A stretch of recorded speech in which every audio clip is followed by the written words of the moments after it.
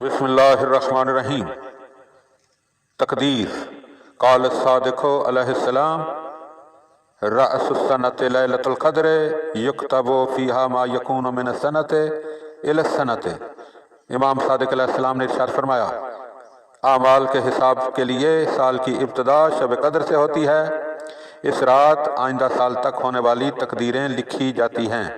وسائل الشیعہ جلد نمبر 7 صفحہ نمبر 485 حدیث نمبر 8۔ شب قدر کا راز۔ قیل لابی عبداللہ علیہ السلام کیف تکون لیلۃ القدر خیر من الف شہر؟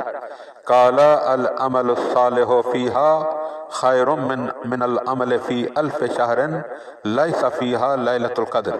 امام جعفر صادق علیہ السلام سے سوال کیا گیا شب قدر 1000 مہینوں سے بہتر کیوں ہے؟ تو آپ نے فرمایا کہ اس میں عمل صالح کرنا ان 1000 مہینوں کے عمل سے بہتر ہے جن میں شب قدر نہ ہو۔ وسائل الشیعہ جلد نمبر 7 صفحہ نمبر 256 حدیث نمبر 2۔ اعمال کی تقدیر۔ قال الصادق علیہ السلام التقدیر فی لیلۃ 19 والابرام فی لیلۃ 21 والامضاء فی لیلۃ 23۔ حضرت امام جعفر صادق علیہ السلام نے ارشاد فرمایا رمضان کی 19ویں شب میں تقدیر لکھی جاتی ہے اور 21ویں شب میں اس کا حکم پختہ ہو جاتا ہے اور 23ویں شب کو اس پر مہر ثبت ہو جاتی ہے۔ وسائل الشیعہ جلد نمبر 7 صفحہ نمبر 259۔ احیاء شب قدر۔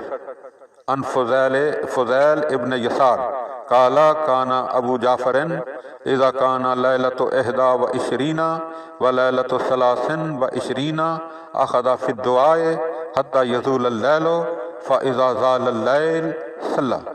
فضیل بن یسار کا بیان ہے کہ حضرت امام محمد باقر علیہ السلام رمضان المبارک کی 21ویں اور 23ویں شب میں آخری شب تک دعاؤں میں مشغول رہتے اور جب رات تمام ہو جاتی تو نماز صبح ادا کرتے تھے۔ وسائل الشیعہ جلد نمبر 7 صفحہ نمبر 260 حدیث نمبر 4۔ زکوٰۃ فطرہ۔